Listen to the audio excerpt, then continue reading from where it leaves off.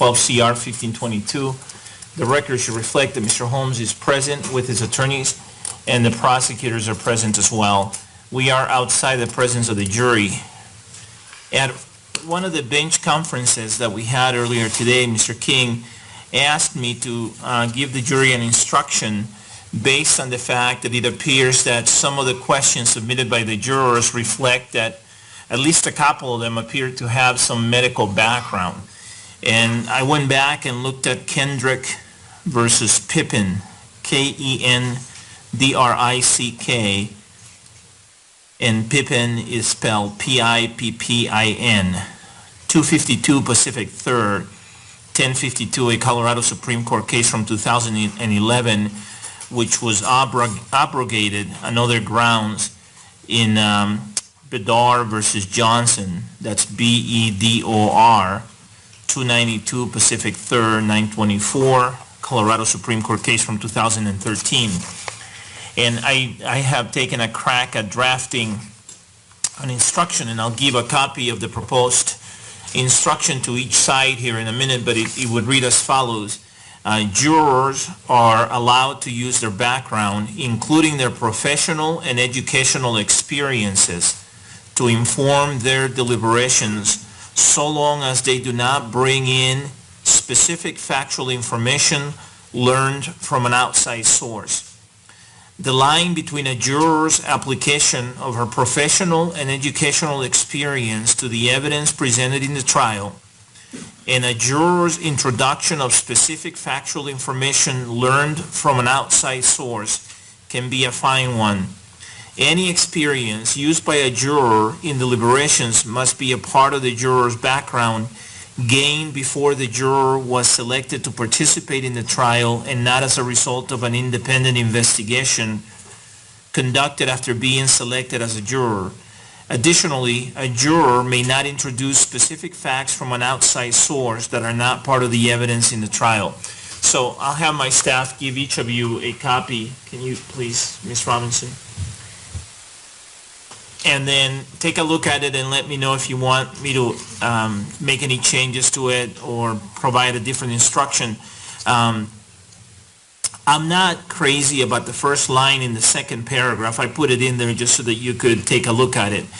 Frankly, the first paragraph might be sufficient, but it is a fine line between, on the one hand, being able to use your background, including your professional and educational experiences, and on the other, not being able to bring in specific factual information from outside the record.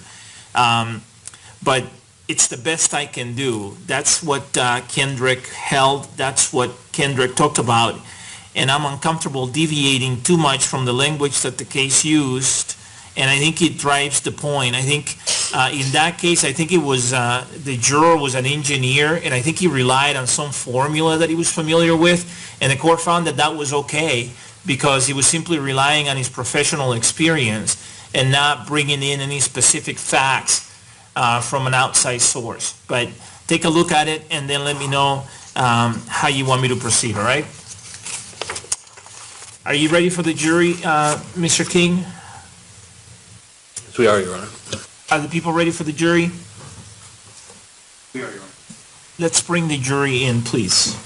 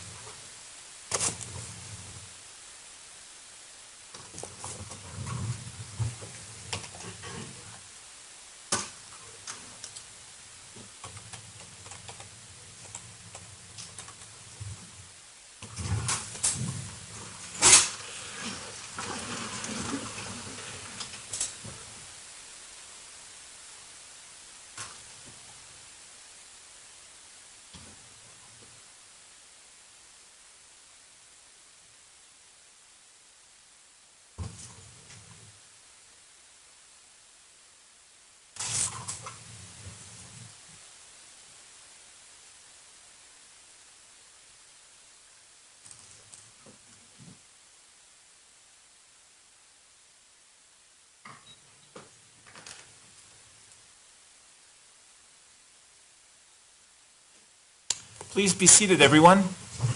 The record should reflect that the jury is back in the courtroom. I hope you had a good lunch, everyone.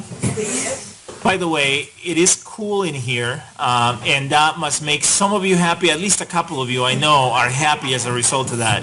It might not make some of you as happy, and I mentioned this to somebody last week.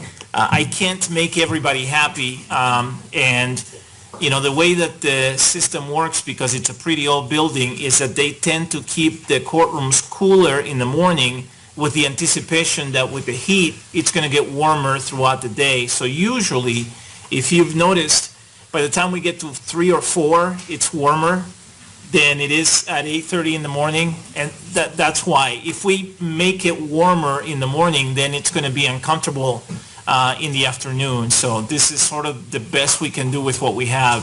And so those of you who are too cold, you may plan on dressing for winter when you're here.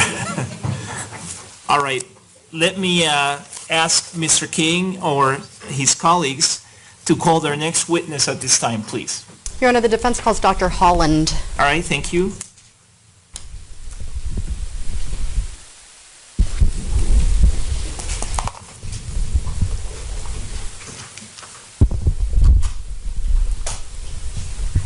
Good afternoon, sir. Could I have you raise your right hand so that I can administer an oath? Do you solemnly swear or affirm under penalty of law that the testimony you're about to give will be the truth, the whole truth, and nothing but the truth? I do. All right, please be seated. Please tell us your full name and spell your first, middle, and last names. John Craig Holland, John Craig Holland. Ms. Hayes, you may proceed. Thank you, Your Honor. Good afternoon, sir. How are you? Fine, thanks. Sir, what do you do for a living? I'm a physician, Where? Denver Health. Tell the jury, please, a little bit about your education to become a physician, when that occurred, where that occurred, that type of thing, Okay. please. I grew up in Colorado, did my undergraduate work in Boulder. I went to medical school here in Denver, graduated in 1975. I did a residency in internal medicine at George Washington University Hospital in Washington, D.C. Let me ask you a question. What is internal medicine? Internal medicine is a specialty that deals with diseases of adults. It includes a lot of different areas: cardiology, pulmonary, endocrinology, infectious disease, all the basic organ systems that deal with adult health. Let me interject for just a moment. Doctor, I'm going to ask you to slow down just a little bit. Okay. My court reporter needs to take down every word. And, Okay. So if you would just slow down a little bit, please, okay? All right. You want me to repeat anything? Do you need him to repeat the last answer? No. Okay, great. All right. Next question, please. Sir, I have a tendency to speak fast myself, so I'll try to remind you if you get going again. When you say you did your residency in internal medicine, what year again did you say you did that? 1975 to 78. Did you practice internal medicine? Well, when I finished that, I did a fellowship in endocrinology at Walter Reed Army Medical Center.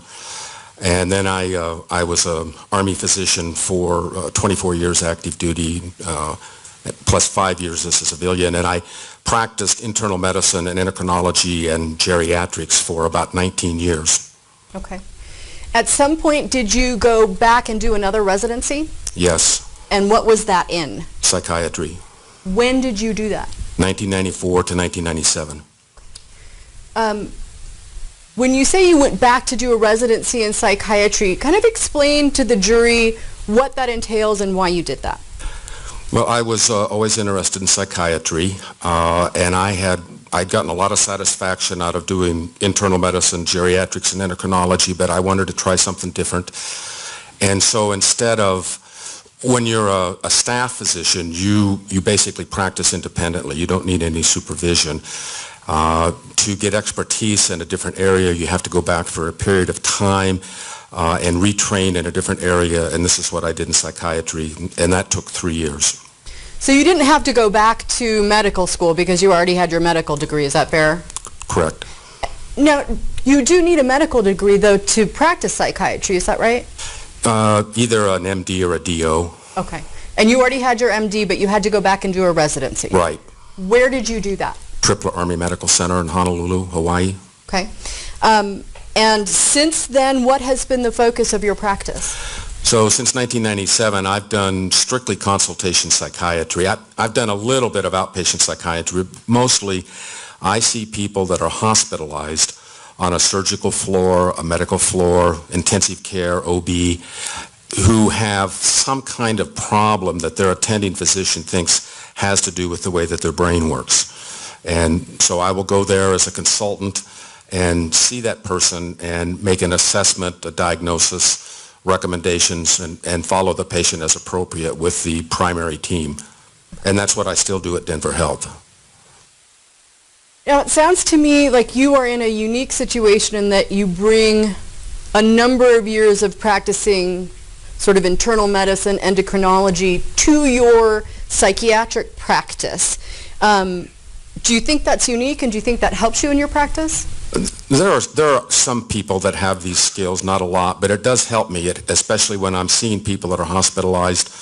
I can understand a little bit about what some of the medical conditions are, the surgical conditions, and understand that interface between so-called physical illness and mental illness.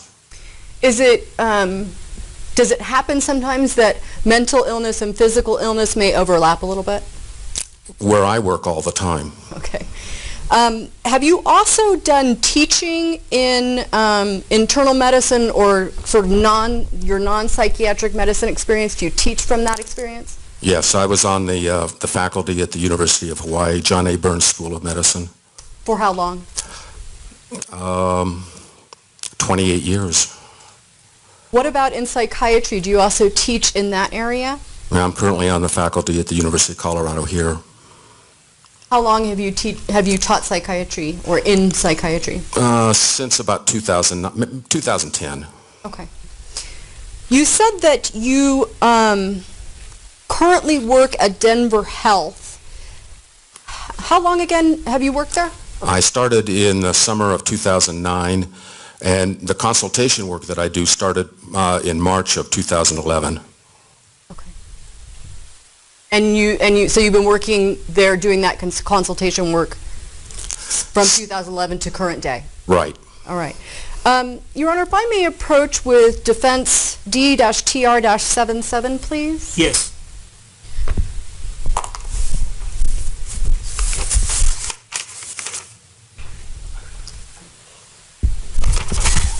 Doctor, I'm showing you what's been marked as D-TR-77.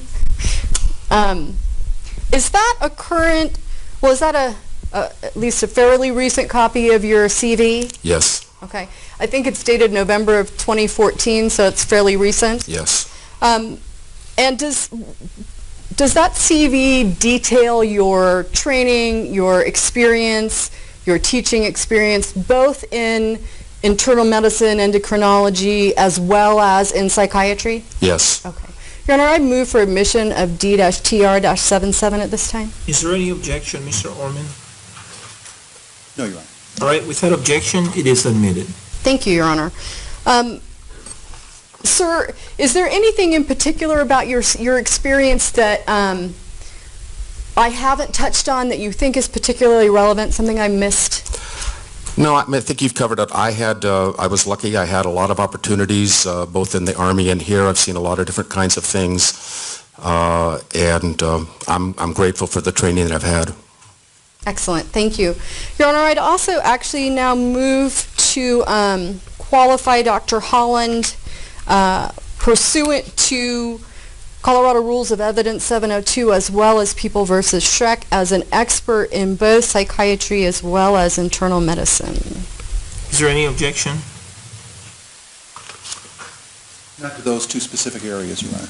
All right.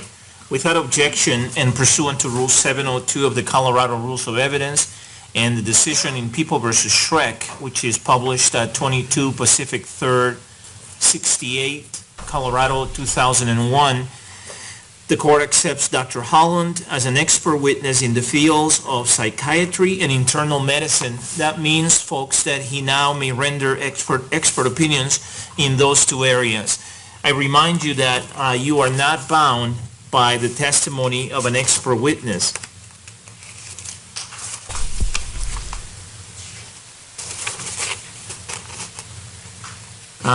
and the credibility of an expert's testimony is to be considered as that of any other witness. You may believe all of an expert witness's testimony, part of it or none of it. The weight that you give the testimony is entirely your decision. Ms. Higgs and Mr. Orman, is this a good time for me to give the limiting instruction? Sure. Yes, sir. All right. Members of the jury, the court has admitted the testimony of Dr. Holland only for a limited purpose. You may consider this testimony only as to the issues raised by the defendant's plea of not guilty by reason of insanity. You shall not consider this evidence for any other purpose. All right, you may proceed.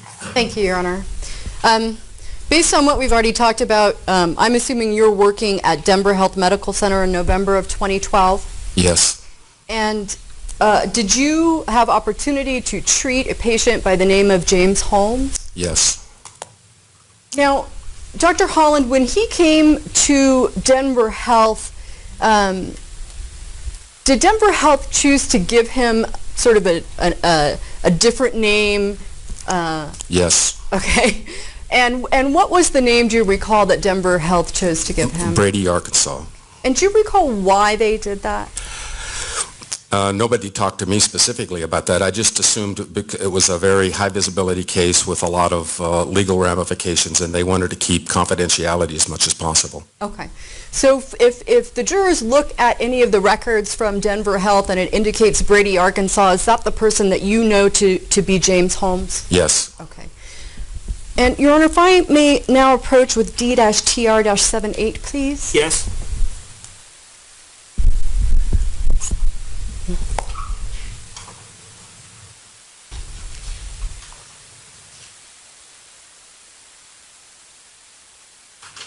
Thank you.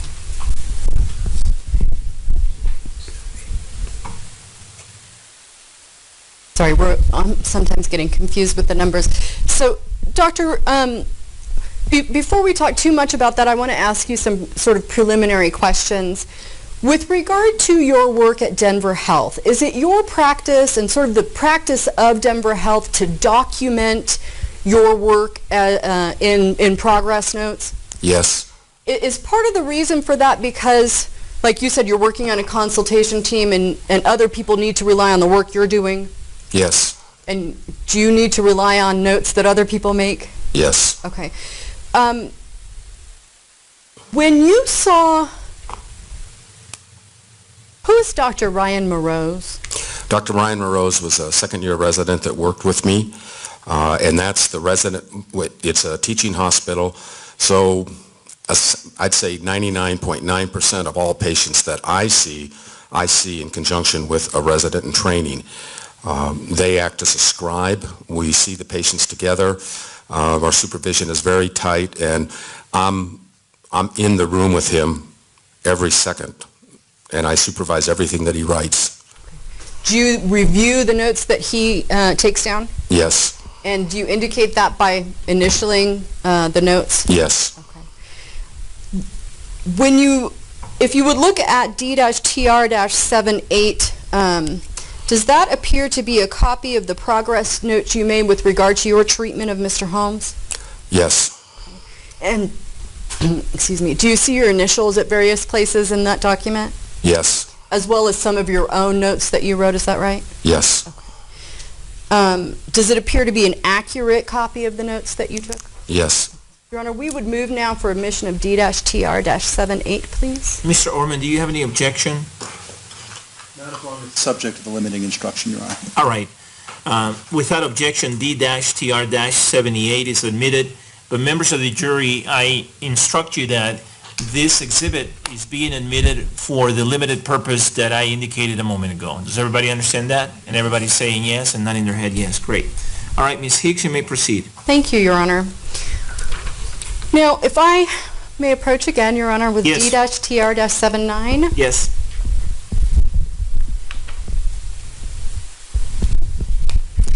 Doctor, I'm handing you what's been marked as D-TR-79, and it is a blank calendar from November of 2012. Is that correct? Yes. Okay. And how many times did you see Mr. Holmes during that week-long period that he was at Denver Health in November of 2012? I saw him twice on Friday, the 16th of November, and once on Tuesday, the 20th of November. Okay. And do you recall when he was admitted to the hospital? Yeah, he was admitted the night before Thursday, the 15th of November, 2012. So the night before you saw him Right. on the 16th? The admission note was timed, I'd have to look at it to be absolutely sure, but it was around 8 o'clock at night, between 8 and 9:30, something like that. Okay. Do you recall what time you initially saw him on the 16th? 11:30. And you said you saw him twice that day? Right. What time was it you saw him the second time? 1400 hours, 2 p.m. Okay. And do you recall what time you saw him on the 20th? Would looking at your notes help refresh your recollection? Right. Okay. That would be at 08:20. Okay. So 8:20 in the morning. Yes. So what I'd like you to do, if you would, Dr. Holland, is there should be a pen up there at the witness stand, or if you have a pen. I've got one, yeah. If you could write your name and today's date on that calendar and maybe the top left corner.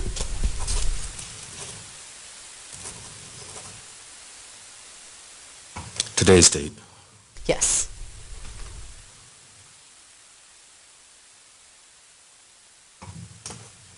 And if you could mark on there the date and time that times, plural, that you saw Mr. Holmes, please.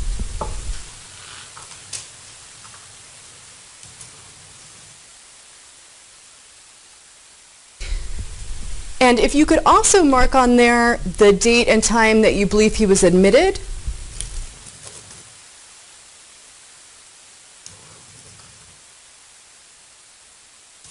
And the date and time, if you know it, that he was released.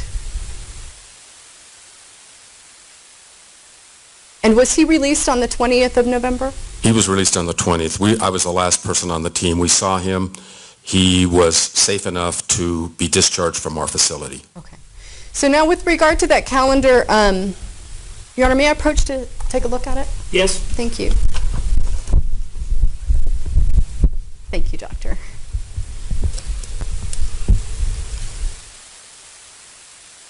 Okay.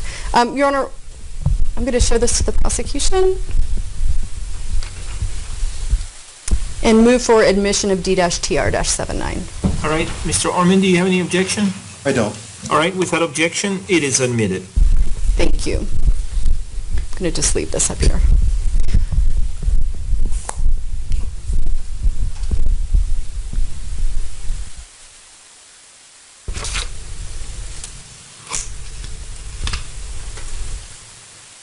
Doctor, I'm going to get into your notes with you in just a moment, but I want to give the jury just a little bit more understanding of this consultation team that you work on and have worked on at Denver Health. So can you just explain the dynamics of how you all work together? Okay. So there's 3 attending psychiatrists, 1 attending psychologist. We have a schedule set up. We rotate days. Most of the time, there's just one of us on at any given time, occasionally 2. We start on weekdays, Monday through Friday at 7:30. We review all the cases that we have to see, who's active, try and prioritize the cases, divide up the cases, who's going to see who. We have a second-year resident in psychiatry and a last-year resident in psychology working on their PhD. So we may have some medical students. We may have a couple of more residents sometimes. We may have a physician assistant trainee. So we kind of compose our team and sort of plan the way that we're going to organize our day in terms of how we go out and see patients. And then the other thing is that we have a single pager so that if any new consults come in or a question comes in, something like that, somebody in the hospital can call us to ask specific questions about the patients that they see. So then we go up, we go see our patients, we write our notes. We may regroup once or twice, kind of have checkout rounds, maybe around 5 o'clock at night, and we come back the next day. On the weekends, there are pre-assigned physicians to cover those times that we're not there. Same with the nights. Usually the nights are covered during the week, are covered by somebody that's in what's called the Psychiatric Emergency Service. They have a full-time physician in the ER. It's a dedicated emergency room for psychiatric patients that's next to the medical emergency room. Why is it that this is set up as a team versus one doctor just seeing the same patient every single day? I think that it's sort of historical. The intensity of the patients that you see, the acuity is pretty high, and I think that we also feel like that there's added value to having added second opinions, in this case third or fourth opinions, so we don't get trapped into just like one person seeing the person all the time. So we get different opinions about how we're taking care of the folks that we see. So I think that gives a better quality. Do you think that it gives it, so you get to sort of rely on, instead of just your, 20 years of experience in psychiatry, you get to add to that the 30 plus years of experience of Dr. Weintraub, the 10 plus experience of Dr. Davis, and so forth. Is that accurate? That's correct. Okay. Leading. Sustained. Now, with regard to your experience,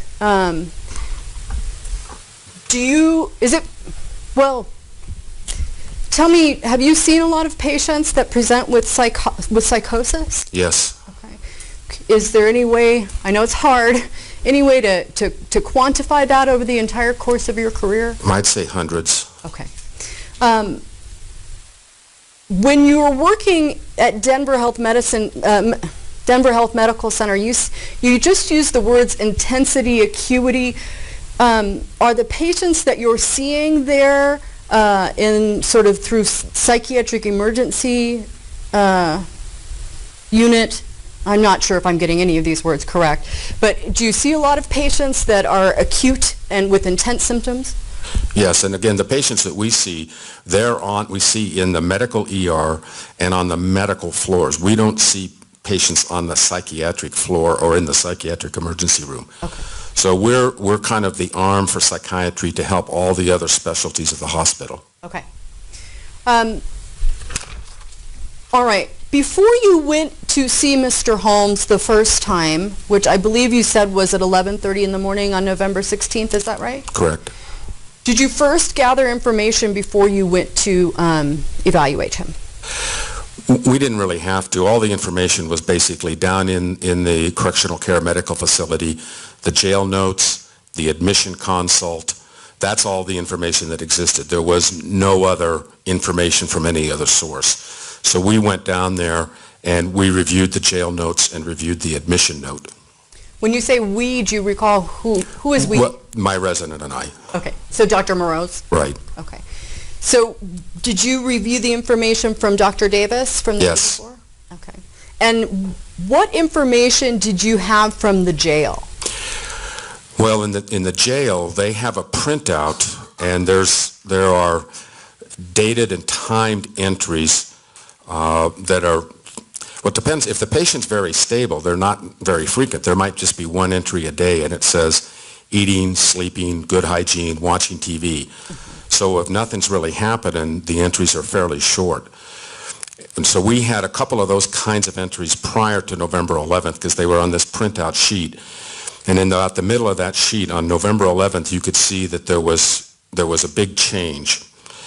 And over the next 4 days, there was just a series of self-destructive behavior, being naked, having unusual postures, saying unusual things, defecating in the room, smearing feces, not eating, not drinking, not communicating, being mute. And that went on from November 11th until the time that he was transferred to Denver Health.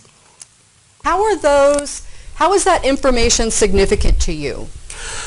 Well, it's useful because it starts to give you're relying on that these are nurses and physicians in this other facility. They have experience, they observe these things, they record them, and the more precise their records are, some of the things are fairly simple. not eating, not drinking. That's fairly objective. And then you take that sort of historical information and you match it up with objective data that you get once they're admitted, like say his medical examination, the results of his laboratory studies, those kinds of things. And it helps you look at subjective information, objective information, you come to an assessment, a diagnosis, and you can formulate a plan. Okay. So let's move into your first visit with Mr. Holmes. And, Your Honor, I've made copies of D-TR-78, the progress note, and I'd like to publish these to the jury so they can sort of follow along as we talk about it, because it's going to be way too tiny for this TV. All right. If I may? Yes, give them to my staff, please. Ms. Gerlings and Ms. Robinson, and they can distribute them to the jury. Thank you. And members of the jury, this is the same procedure we've followed with other exhibits. So we're going to give each of you a copy of this particular exhibit, and then we'll retrieve it from you at the end of the testimony.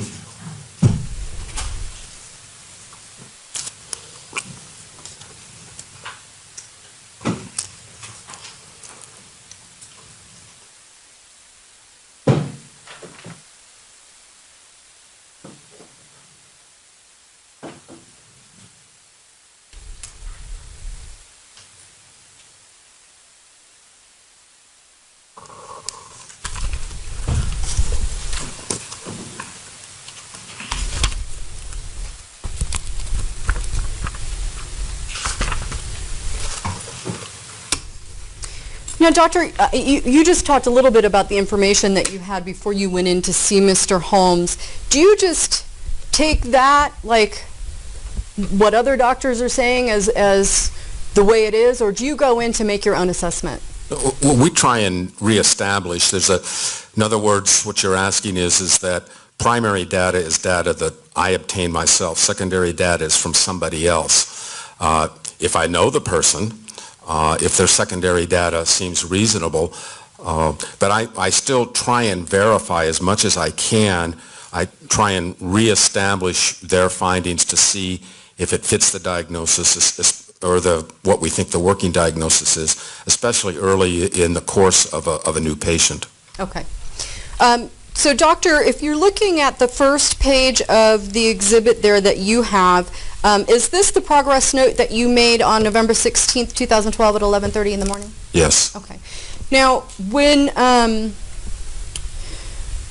you met with Mr. Holmes at that time, were you actually able to evaluate him or assess him at all? And the salient part of this particular visit is that he was so sedated we couldn't even arouse him even by shaking his legs. So our intervention was to talk to the medicine attending, Dr. Frazier, to talk to the nurses and the sheriffs about what happened the night before. We made some changes based on some new data that we had, but the direct interview with the patient was really impossible. And when you go down further there in objective, all those things like says speech, mood, affect, UTA means unable to assess. Okay. Did you know why he was so sedated? The hypothesis was from medication, and when he came in the night before, the way he was treated was with a low-dose antipsychotic, low-dose anxiolytic, a medicine called cogentin, which is an anticholinergic that sort of counteracts some of the effects of the Haldol, the antipsychotic. He had gotten some of this medicine a little bit before we saw him, so that we thought that in his particular case, one of the side effects of these kinds of medications is sedation, and that's what we were seeing, and that's why we made some adjustments in his medicines. What were the adjustments that you made, and where is that noted on here? Well, on the second page, about halfway down, if you look at sort of plans and recommendations, and then at the very bottom where it says attending only below this line, the very last part there, right above my name, that's a little bit more legible. The first thing we did was we stopped the cogentin, benztropine.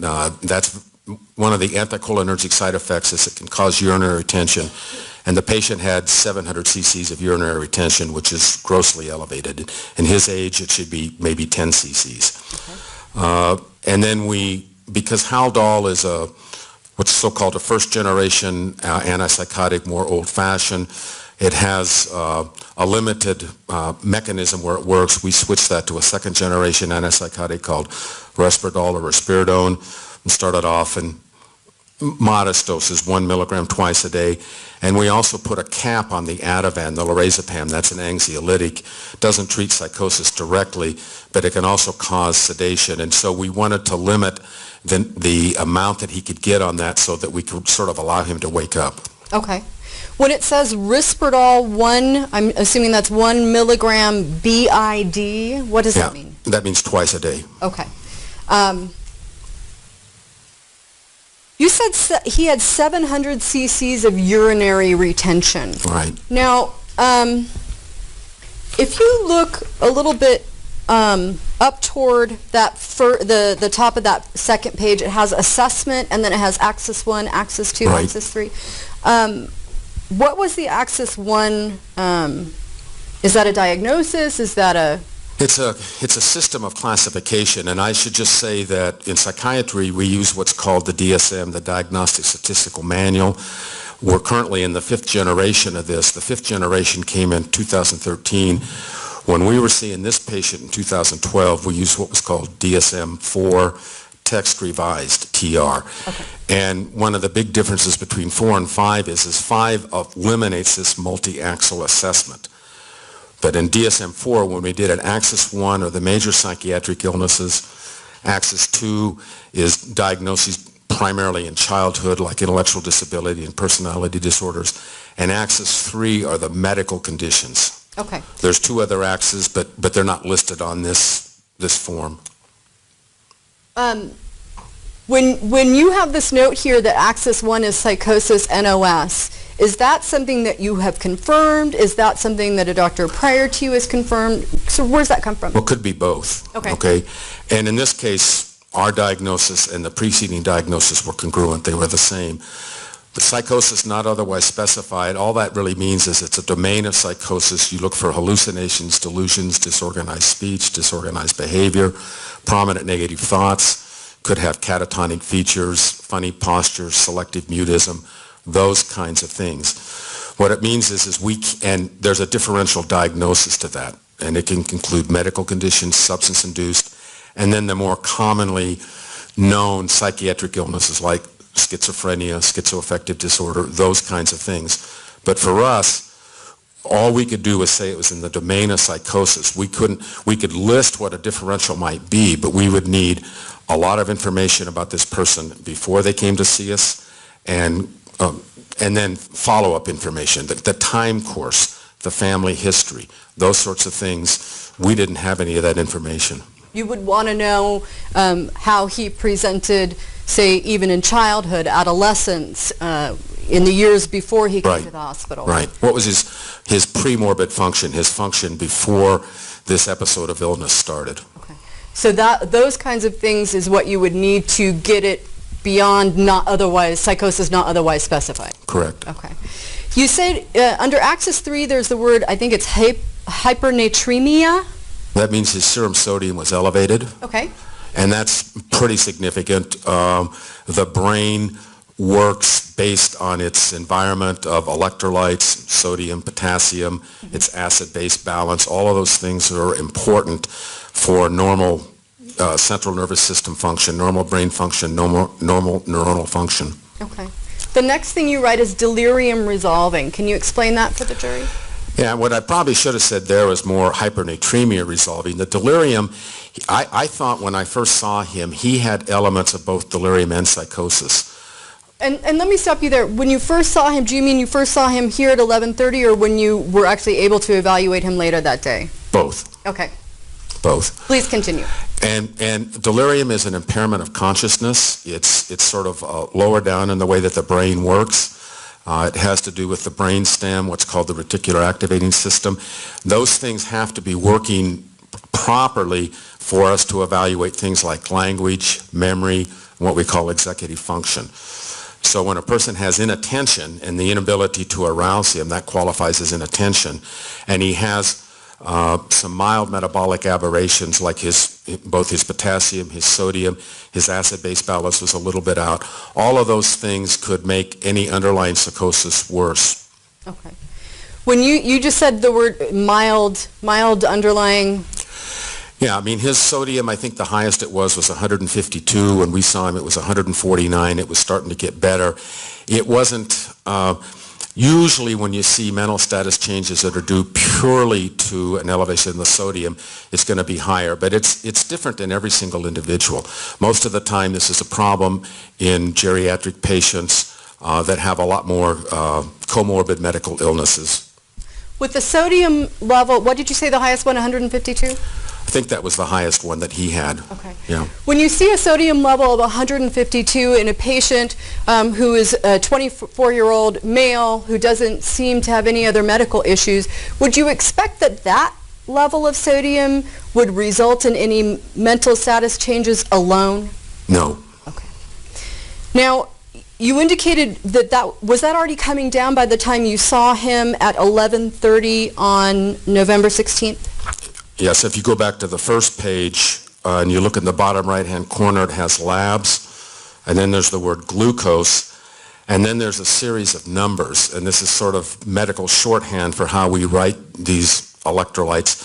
And that very first one, 146, that's the serum sodium. Okay. And that's almost normal. The labs vary. 144, 145 is usually the upper limit of normal. So at this point that you're seeing him at 11:30 on November 16th, his sodium is already back down to normal? Close. Okay. Close. Is potassium indicated somewhere in these numbers? That's right below. That's 3.0. Okay. Do you recall if that was normalizing as well? I don't know what the initial potassium was. I'd have to look at the complete record. I don't know. I'm pretty sure. I know that what medicine was doing is they were primarily giving him IV fluids and some potassium supplementation, and that's basically all they did. Okay. When it says potassium at 3.0, is that coming within the normal range? I'd like to see it more about 3.5. Okay. If it were lower than that before, then obviously it's coming up, right? Right. Now, with regard to your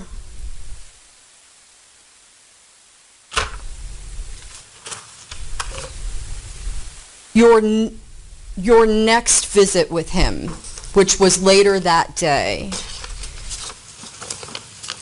Well, actually, before I go there, Doctor, with this level of potassium, even though you'd like to see it at 3.5, would you expect any mental status changes in a 24-year-old male who's relatively healthy at this level of potassium? No, the most important thing that potassium controls is cardiac conduction. And unless his cardiac conduction was abnormal to the point where he wasn't perfusing his brain, I wouldn't suspect that in causing any kind of neurologic or psychiatric changes. Okay. So really the relevant thing or the relevant number for the delirium resolving and hypernatremia is the sodium level, is that right? Yes. Okay. So I kind of started off that train of thought with the 700 cc's of urinary retention. You said it should be kind of around 10. Maybe I'm off because I am not a doctor, but it sounds to me that he seems like he's retaining a significant amount of urine, that he would be decently hydrated at that point in time. Well, they were giving him a lot of fluids, and because of this anticholinergic effect of the muscle and everything like that, his urethra, coming out of his bladder, it's closed down, and it's like a dam, and the gate is closed. It's not letting the fluid out. Okay. All right, so let's talk about the next time you went to see him, and that would be on page 3 of these notes. Is that right? Correct. Okay.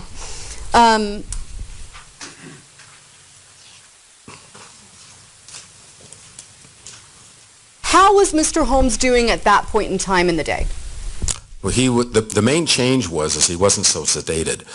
So in other words, when we do our mental status exam and we think the way that the brain works, the very first thing we look at is his level of attention, his level of consciousness.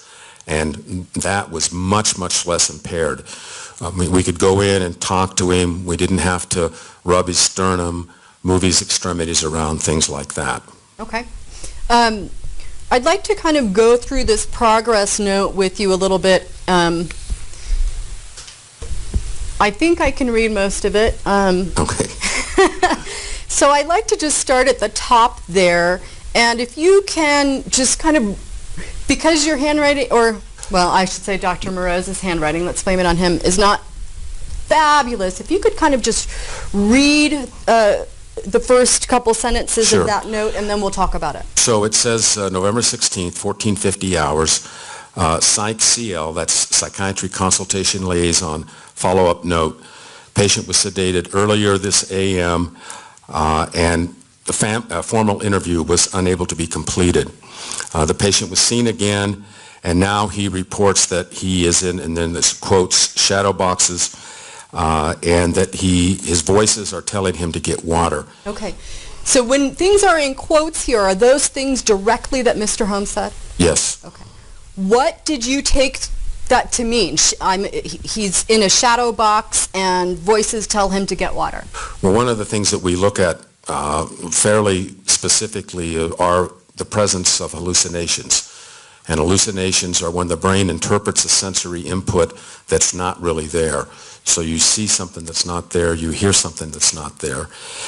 And we interpreted the shadow box as sort of a vague, primitive visual hallucination, but he also said that he was hearing voices, and that's an auditory hallucination. And it's important, in purely psychiatric illness, you tend to get primarily auditory hallucinations. Once something else is added on, then you think about medical conditions like delirium. So the fact that he had both, to us, meant that he had an element of delirium, he had an element of psychosis. Okay. Can you go on? Patient also reported when asked about self-harm that he has bitten his arm for food. When asked what kind of food, patient reported, quote, proteinaceous. Is that a medical word that I just don't know? Proteinaceous? No. Okay. Can you explain to the jury why this information was significant? Well, it seemed illogical to us. It didn't make sense.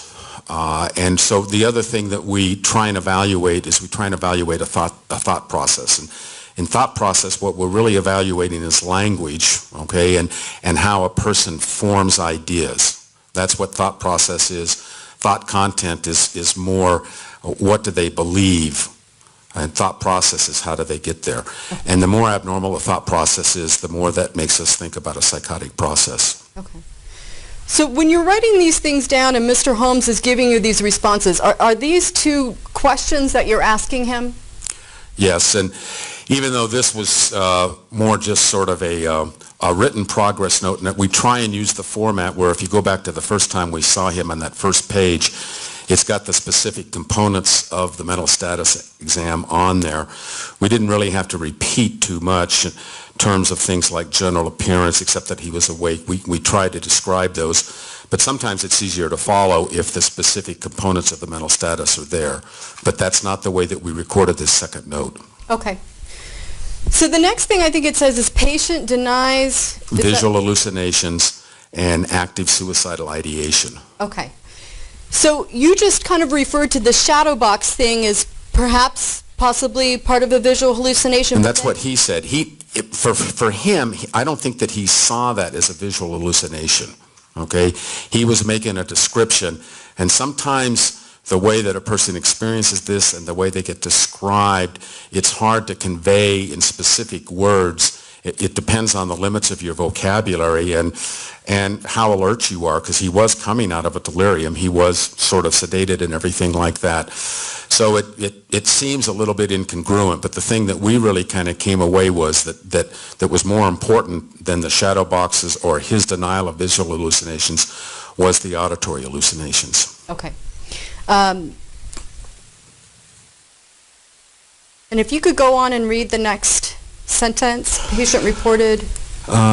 Yeah, he said that, so he reported that he had not been eating for a few days because it made him sick and that the voices told him not to eat. Is it common in somebody with psychosis to, at some point, not to stop eating? Common. Okay. Would you expect someone, a young man, 24 years old, relatively in good health, if they So I'm just trying to put this sort of not eating, not drinking in context in my mind. If somebody doesn't eat for a couple days, does that make them become delirious, just not eating for a couple days? It would depend if they had any comorbid medical illness and everything. And an otherwise healthy person, I mean, I guess you could look back, like when I was growing up, people would go on hunger strikes for political reasons, okay? Those people, they didn't get psychotic, okay? And it would take them usually a lot longer to be starved before they would start getting medically ill, to require medical attention. Okay. And the same with regard to not having water. If somebody, I'm assuming it takes, you would see changes in a person a little bit quicker. Is that fair to say, for lack of Yeah, hydration? water is way more important than food. Okay. Okay. So, is it fair that it would take somebody who's younger and in a healthier state a lot longer to experience the effects of not eating and drinking than, say, somebody who is either, you know, very, very young, like a small child, or very, very old, or somebody who is otherwise compromised? yes. Okay. So when you hear him talk about not eating for a few days because it made him sick and the voice is telling him not to eat, is that also psychiatrically significant? Yes. And how? Well, he's having command auditory hallucinations that are directing what he does in his life, even something as important as taking food and water. That's a pretty basic thing that most of the time we don't think about it. We just do it. It's the normal course of life to eat and drink. And he had specific auditory hallucinations that were preventing him from doing this. Okay. I think the next thing that you have listed here are his vitals. Those are the vital signs. And were those normal at that point? Well, the temperature, it's not too bad. 148 over 98, he's a little bit hypertensive. You can get that with volume constriction. 125, his heart rate is still fast. You can see that with volume constriction. What's volume constriction? Just not enough intravascular volume, not enough fluid on board. Okay. I mean, he needed more fluids, more water. Okay. 98% ORA means on-room air. That's a little device they put on your finger, the pulse oximeter. So that's pretty normal. Are his vitals starting to normalize? They're getting better, but sometimes the mental status will improve before the blood pressure and the heart rate. Okay. Is there anything else significant that you think the jury needs to know about this note? Just that he was getting better and that he had the auditory hallucinations. Okay. Now,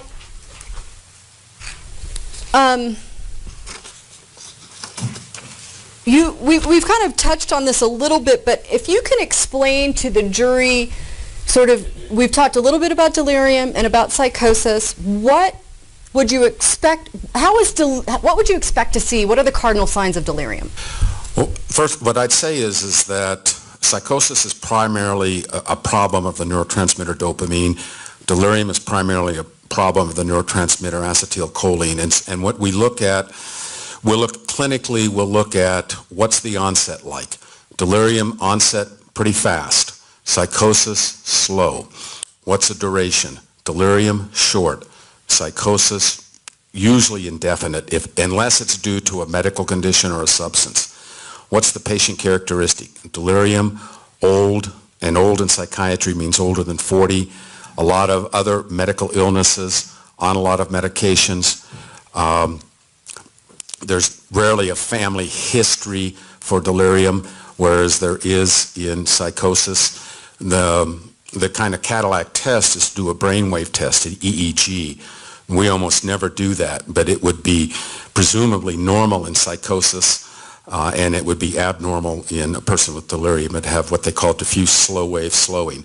And what it sort of tells you is that delirium is it's a global disorder of the brain because it really starts at the brain stem, whereas psychosis is further up the structure of the brain. Okay. With regard to delirium, would you expect more sort of inattention? Yeah. And, yeah, thanks for reminding me. That's actually the cardinal feature. In delirium, there's inattention. They can't count backwards from 20. In psychosis, attention is usually not impaired.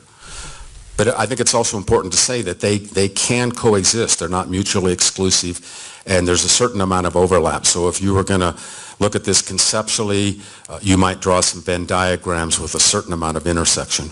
Okay. Okay. So if somebody is psychotic, they are able to, their attention is there, but maybe their answers are disorganized or illogical or nonlinear. Right. Is that fair? Correct. Okay. So you then saw Mr. Holmes next, I believe, on November 20th of 2012 in the morning. Is that right? Yes. And so that starts on page 4 of these notes. Why hadn't you seen him in the days intervening? Well, when I saw him on Friday, and then Saturday and Sunday, there's different people. These are pre-assigned. There's a call schedule. Those people come in. They basically take care of new admissions, consults, those sorts of things. On Monday, Dr. Weintraub, it was his assignment to go down to the CCMF and not mine. So there was 3 other physicians that saw him between the time when I saw him on Friday and on Tuesday. Okay. And you had an opportunity to speak with them or review their information? To review their notes. Okay.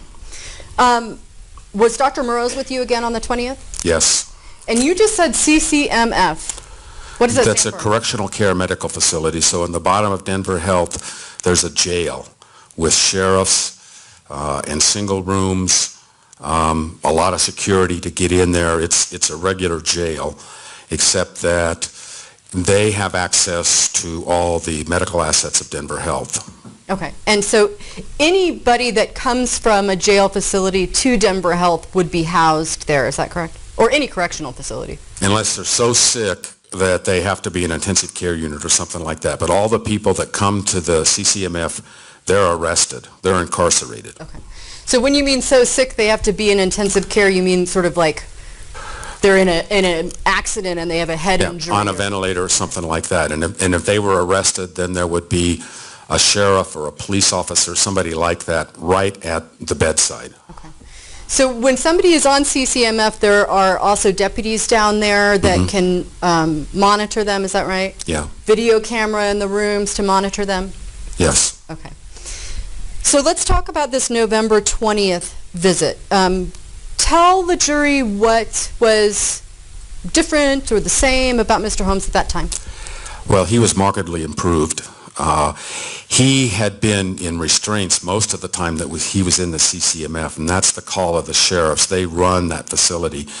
But he no longer required restraints. He could talk about changes in his auditory hallucinations, his perception of the effect of the Respirodol. He was much more alert, much more conversant. Okay. Let's kind of go through this note. What do you indicate there at the beginning of the subjective interval history? It just says patient seen and evaluated with Dr. Holland, attending psychiatrist, chart reviewed. He's had an intense period where he's much more lucid and linear.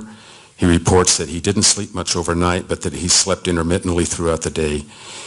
He reports that he no longer has visual hallucinations and that his auditory hallucinations have decreased to minimal.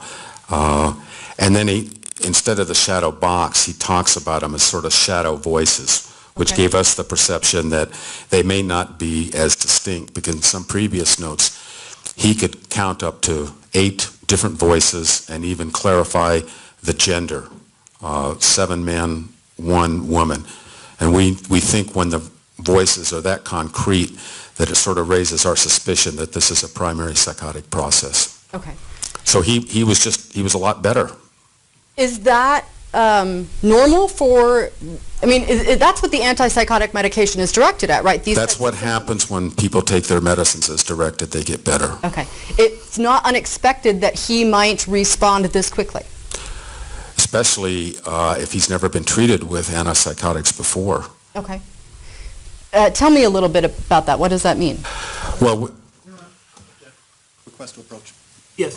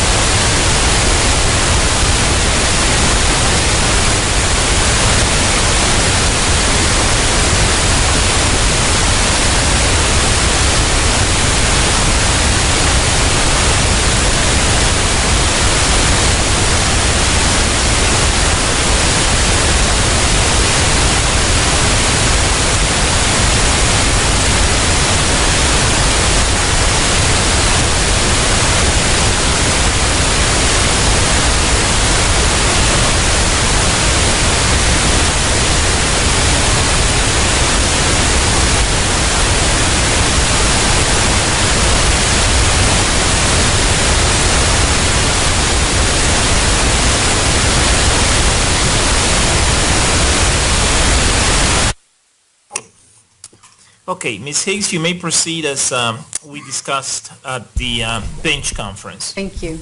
Doctor, did you talk to Mr. Holmes on the 20th about the effect of the antipsychotic medication? Yes.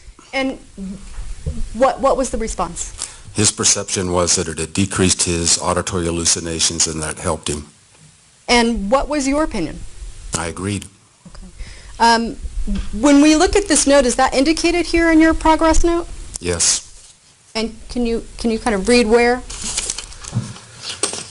So it'd be the last page at the bottom where it says attending only below this line. I've directly interviewed this man. I've reviewed all the psychiatric notes since my last contact. The patient is remarkably better compared to last Friday. He's alert, interactive, out of restraints, better sleep. He acknowledges that his medications are helping him with both auditory and visual hallucinations. Visual hallucinations seem gone. His auditory hallucinations have been complex with up to, I put 6 different voices there. Diagnosis remains psychosis NOS. His response to antipsychotic has been excellent. He should stay on risperidone. Okay. What was his dose of Risperdal when he was discharged from Denver Health? He's getting 2 milligrams at night and 1 milligram in the morning. Had that changed at all from your A little bit. On Friday, we started him at 1 milligram twice a day, and I think the Sunday physician increased it to 2 milligrams at night. So it was about a 30% increase. Is that a low dose, a normal dose? I'd say it's sort of in the middle. Okay. We don't like to go over 6 milligrams with this dose. You can use this medication in other more vulnerable populations, say like a geriatric population, and you might use a dose of 0.25 or 0.5 milligrams. That's small. Okay. I'd say that this was fairly average for new onset psychosis. Okay. When you indicated that his response to the antipsychotic has been excellent, how was that significant for you? Well, it worked. Objection. This is a similar objection to before, Your Honor. Well, overruled. This is specific to the defendant. He reported his hallucinations were improved. He looked better. We always talk to the sheriffs and the nurses. They're very experienced. They've been around for a long time. Everybody's impression was that he was doing better. Did he seem to be pleased with the medication? Yes, to me he gave me that there was less suffering.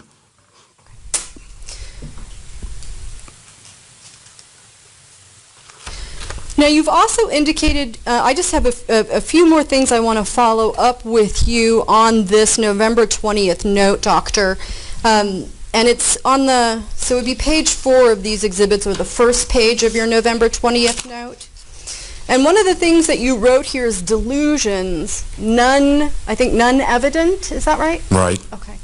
Now, when a patient comes in who has been arrested and is an inmate at a correctional facility, is it your practice to talk to them about the offense for which they are there? No. Why not?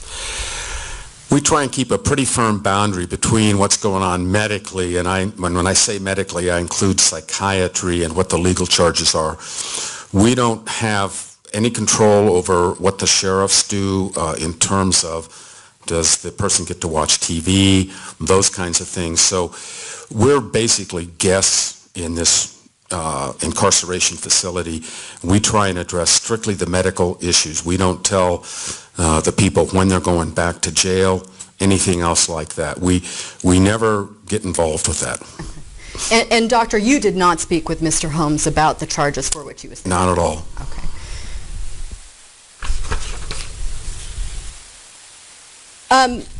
You had initially said on November 16th that delirium was resolving at that time. Mm-hmm. What was your opinion about delirium by November 20th of 2012? It was gone. Okay.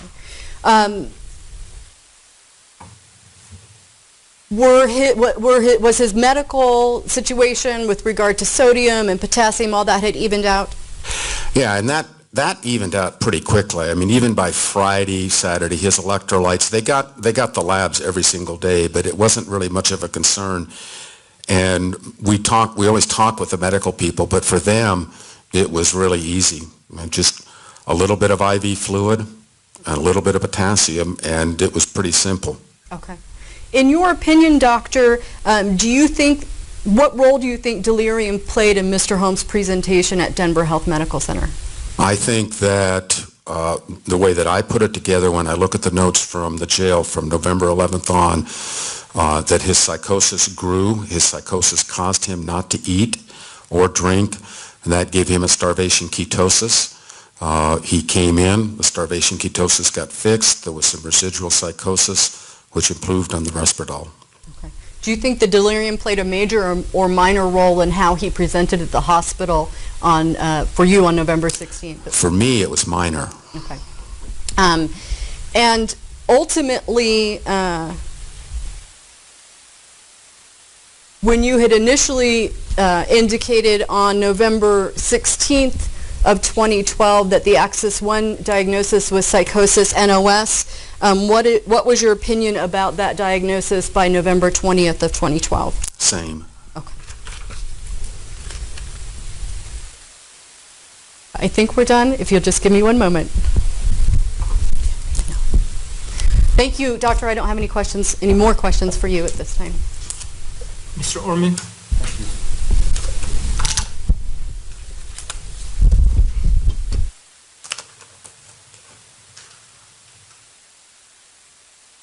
Hello, Doctor. Hi. My name's Rich Orman. I'm one of the DAs on this case. If I ask a question that you do not understand, will you please let me know that? Thanks. That was what we call a non-responsive answer. I will let you know. Okay.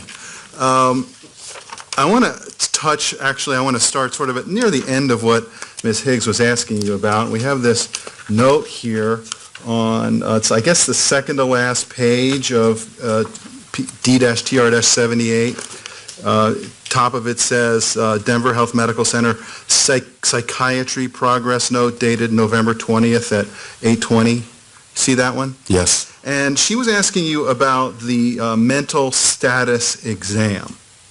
And she asked you specifically about this, I guess it's the third item down on the right-hand side of where it says delusions. Correct. And the note says none evident. Do you see that? Yes. And Ms. Higgs sort of implied, I think, asking questions that, well, you couldn't ask him about delusions because that would mean asking about the crime. Objection, Your Honor, is to the form of the question as to what I implied.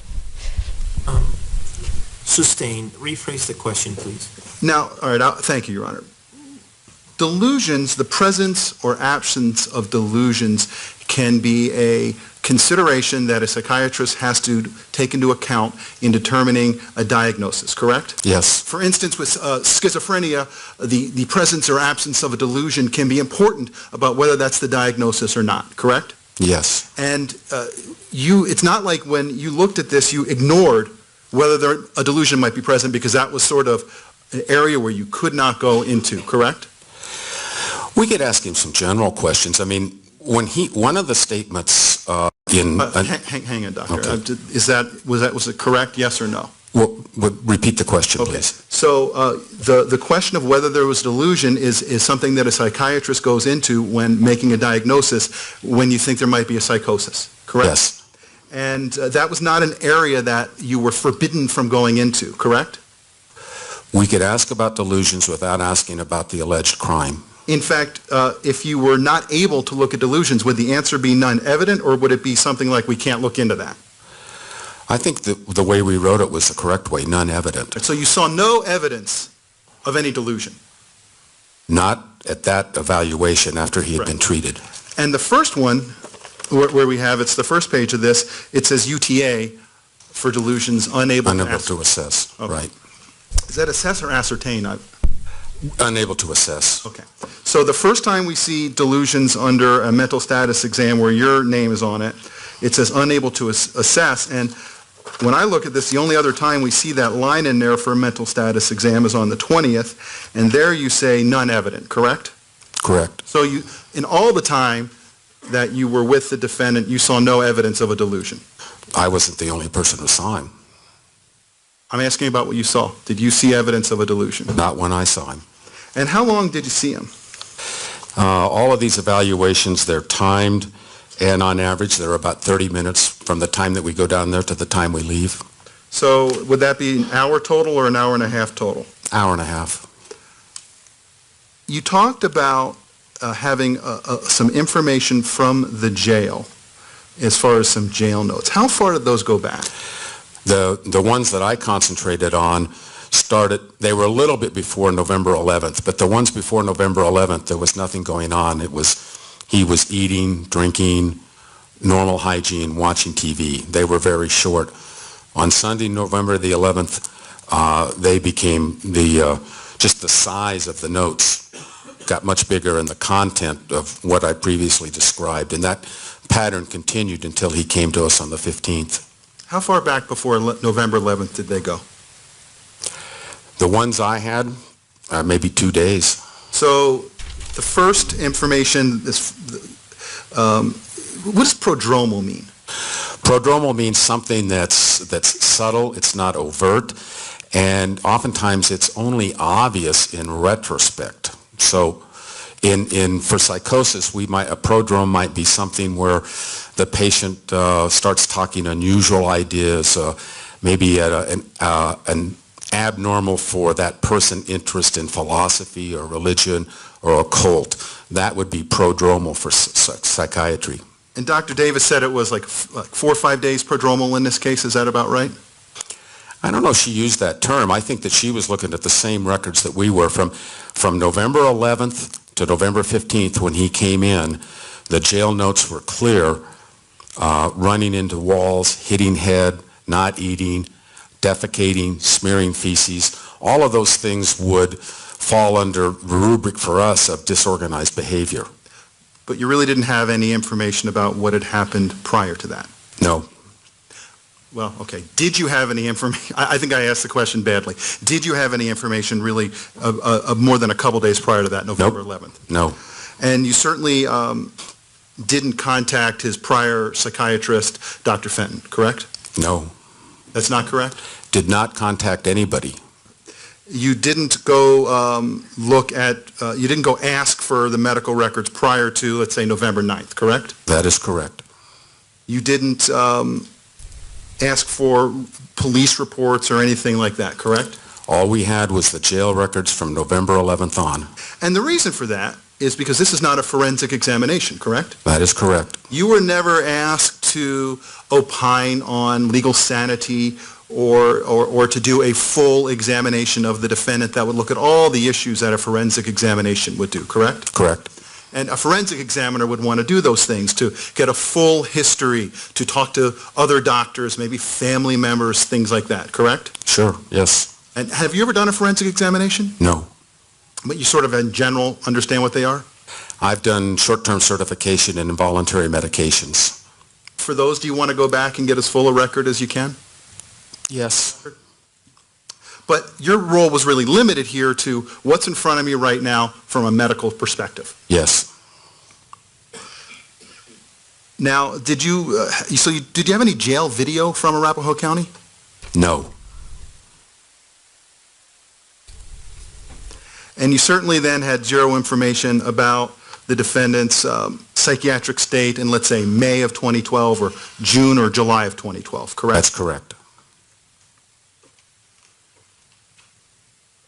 I don't happen to have a DSM-4 TR with me, but I don't mean this to seem like a pop quiz. Okay.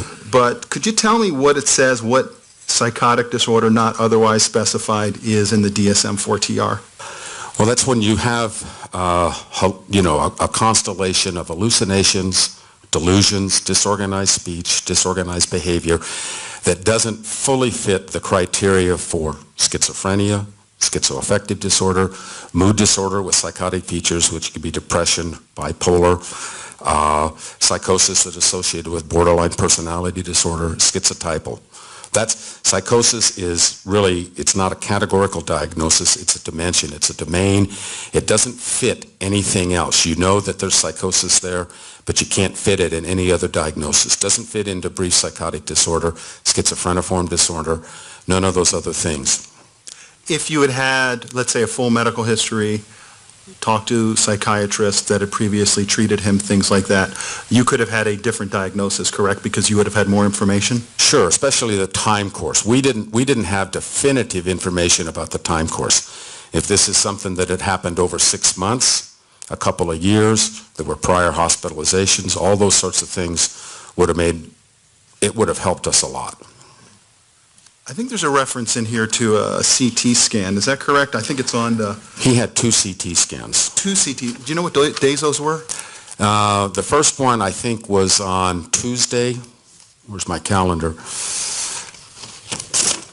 It was Tuesday, the 13th of November. That one, he was just sent from the jail after he'd hit his head. The physician there was concerned. They sent him to Denver Health. My understanding is he strictly got a CT scan. He had no clinical evaluation. Came back, it was okay. And then sometime during the admission to Denver Health, between the 15th and the 20th, he had a CT. I think that was on the weekend. I can't give you the specific date. And that when we say a CT scan, is that also sometimes commonly referred to as a CAT scan? Same thing. Did you look at the CT scans? No. Did you look at any reports relating to them? Yes. Were they normal? Yes. And would another way to express that be negative?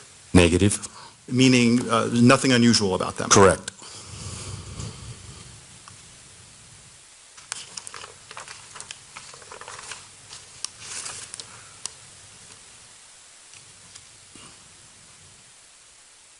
What does the term premorbid function means? I thought I heard you say that. Premorbid function means, so when a person has, when there's a fairly obvious onset, a discrete episode of illness, premorbid function means you try and go back and see what were they like before that illness started. And it may be as simple as what were they like before the hospital admission started or before they came to clinic. And that would mean talking to family members, getting collateral history, that sort of thing. And that was the type of information that was not part of sort of the type of evaluation you were doing in this case? That's correct. So the information that you would have about the premorbid function, about what he was like before he came to the hospital, was extremely limited, in fact was limited only to the notes maybe that go back to November 9th from the jail? Correct.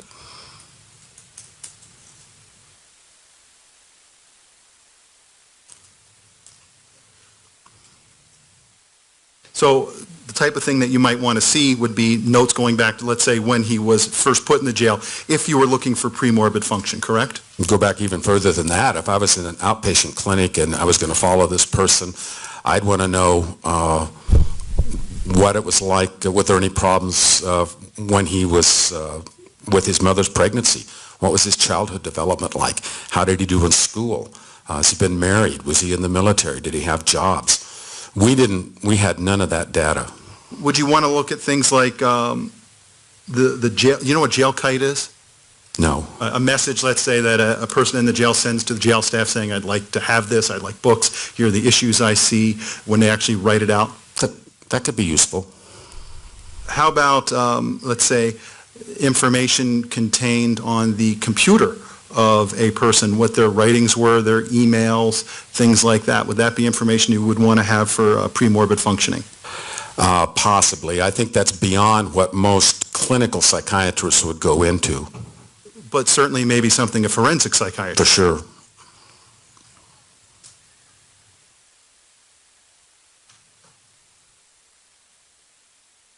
Now, when you were talking with the defendant, you were there as an attending physician, correct? Yes. So would it be fair to say you were overseeing Dr.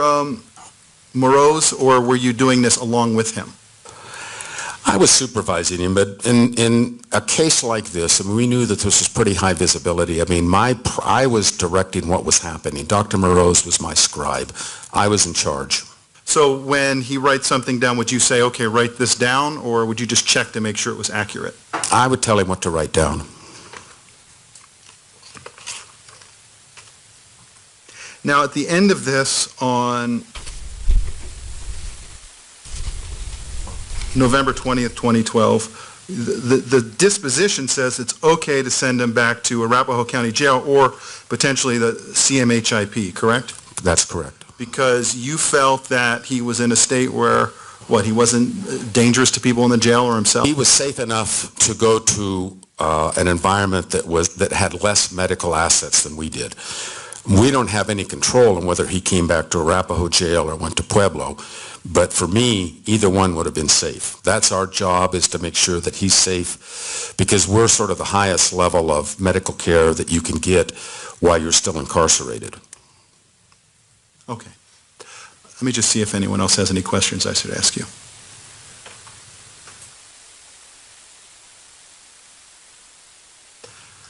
Thank you, Doctor. Is there any redirect? Yes, Your Honor, thank you.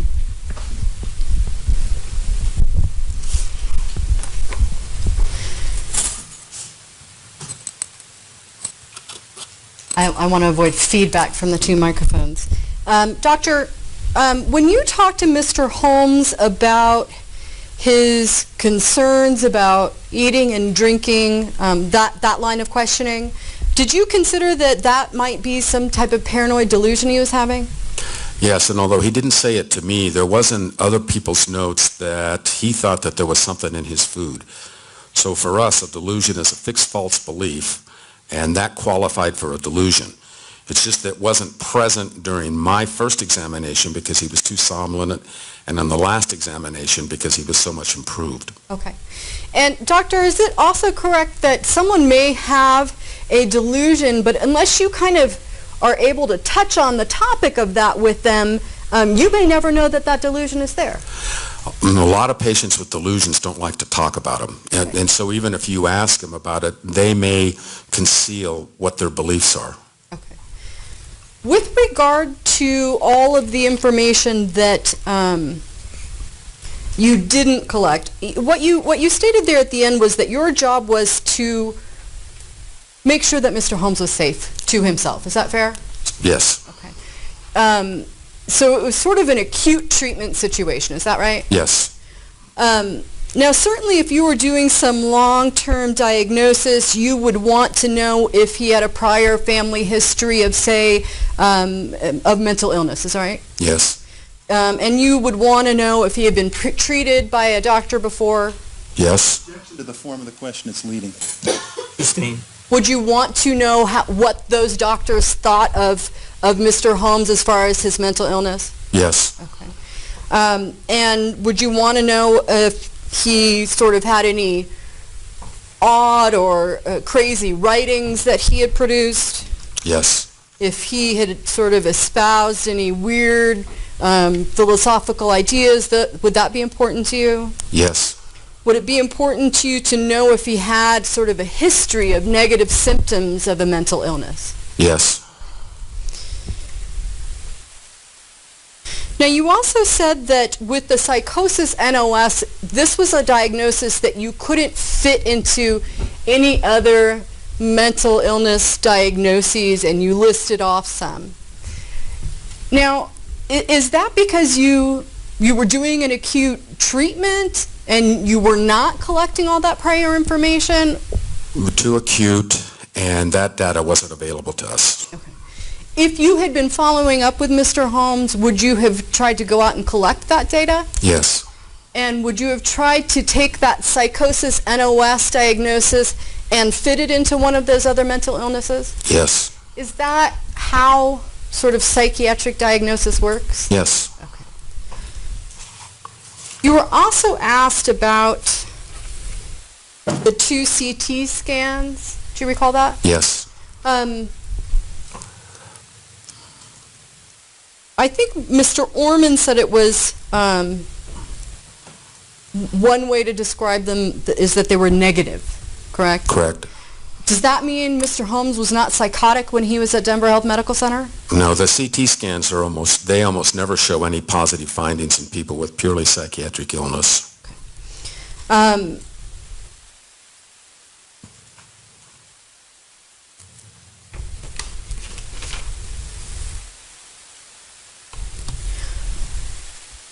Mr. Orman asked you about Mr. Holmes being safe to release either back to the Arapahoe County Jail or to, I think he said CMHIP, and you said Pueblo. What is that? Well, that's the state hospital where they go into a much more drawn-out evaluation of this person's competency, and we're not really equipped to do that. Okay. And that would be a safe place for him as well? They have a locked facility, is that correct? Yes. Okay. I don't believe I have any more questions, but if you just give me a moment. Nope. Thank you very much, Dr. Holland. I don't have any recross, Your Honor. All right, the jury appears to have some questions. So give us a moment, please, Doctor. No? Oh. Ah, sorry, you're putting papers down where the jury questions are. Okay. All right, let's retrieve then all the copies of the exhibit that were distributed, that were distributed a moment ago. And may Dr. Holland be released from his subpoena, Ms. Higgs? Yes, Your Honor, he can. Any objection, Mr. Orman? All right, Doctor, thank you. All right, members of the jury, it's 7 after 3. Let's go ahead and take our afternoon break. Please make sure you abide by all my admonishments during the break. Enjoy the break. I'll see you back here in 20 minutes. Thank you.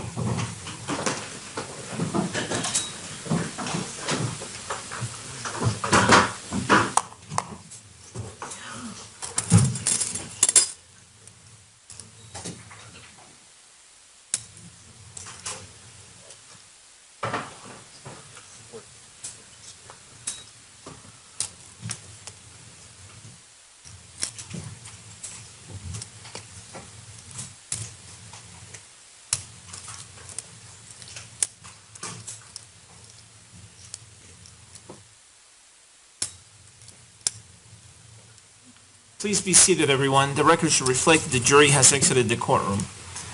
Is there anything on behalf of the people at this time? No? All right, Mr. King?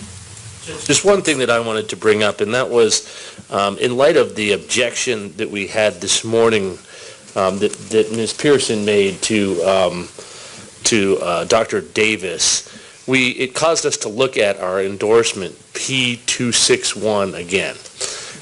D261 again. And we're at a loss as to how this happened, Judge, but somehow when we drafted D261, we included Dr. Davis, Ms. Roth, we included Dr. Gray, all three of them as expert witnesses in our expert endorsement, and we listed what the subject matter of their testimony was going to be. Somehow, in the formatting and filing of that document, Doctors Gray, Roth, and she's not a doctor, a social worker, and Davis, who are from three different categories of witnesses, were not listed under the expert witness endorsement. And that's what happened with regard to Dr. Davis this morning. I'm concerned about Dr. Gray, because as you know, Dr. Gray is a psychologist from CMHIP. Dr. Gray conducted testing with regard to both Dr. Metzner's evaluation and Dr. Reed's evaluation. We endorsed Dr. Gray on our 32.1 disclosures as an expert. The prosecution endorsed him as an expert. We endorsed all of the prosecution's experts as well.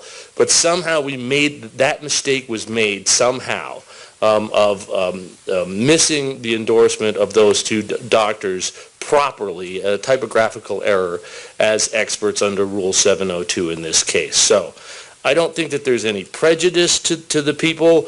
We're happy to file a supplemental endorsement today. The materials that are contained in their reports and materials have been disclosed for years now by the doctors and by the state hospital in Pueblo. But I wanted to bring that to the court's attention and counsel's attention, frankly, that we made that error somehow. And as I said, we're happy to provide the draft document that we intended to file, which has them properly listed, but somehow in the course of putting that into our program that formats it and files it, we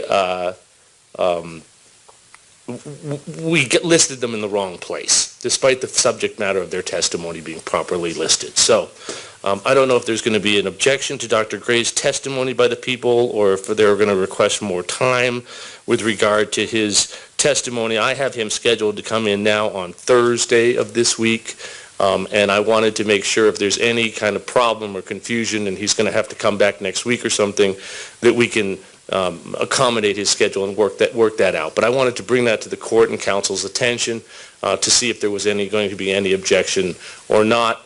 That's all I have, Judge. You did endorse Dr. Banguso, the other person from CMHIP who did psychological testing. Yes, and we endorsed, and we listed them together, the subject matter of what their testimony was going to be. But somehow, and I'm not blaming anyone on our staff, but somehow something happened where the name got listed under the wrong place. And it was a mistake, and it was a typographical type of error and not a substantive error.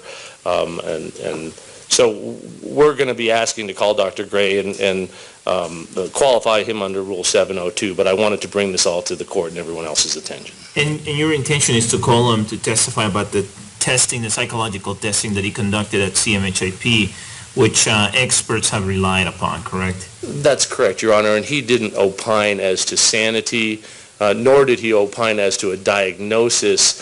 He and Dr. Manguso wrote their report together, so it's a combined report. They did their clinical interview together, so it's a combined clinical interview. They list possible differential diagnoses in their evaluation, but they don't render diagnoses. They don't render opinions about sanity. They just basically conducted their testing and submitting their testing to the psychiatrist. And what about Margaret Roth? Are you intending to call her as an expert witness or more as a fact witness to talk about her interaction with the defendant before the defendant saw Dr. Fenton? Not as an expert witness at all, Judge. And frankly, I'm less concerned about that testimony, and we could forego that testimony, I think.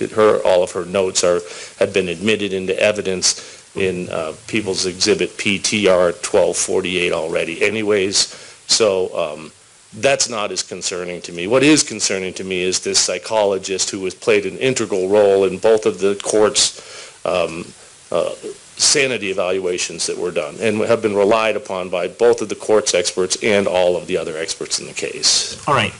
Do the people want to think about this over the break, or do you want to take a position now? Well, I will say that Mr. Brockler had to step out, and that is Dr. Gray is Mr. Brockler's witness. But I would just say I cannot imagine the defense would not object if I made a similar representation that Mr. King just did, and I think Mr. King would say that they were prejudiced, that they did not expect this witness to testify as an expert, because that's what we would have put in a endorsement. And it just seems to me that they are not taking the same position that they would if we had made such an error, and I really don't think there'd be a difference in situation under such circumstances, but that's just an observation I have. All right. So do you want to take a formal position now, Mr. Ormer, or do you want to wait to speak to Mr. Brockler? I want to wait to speak to Mr. Brockler and see what he has to say about that. Okay.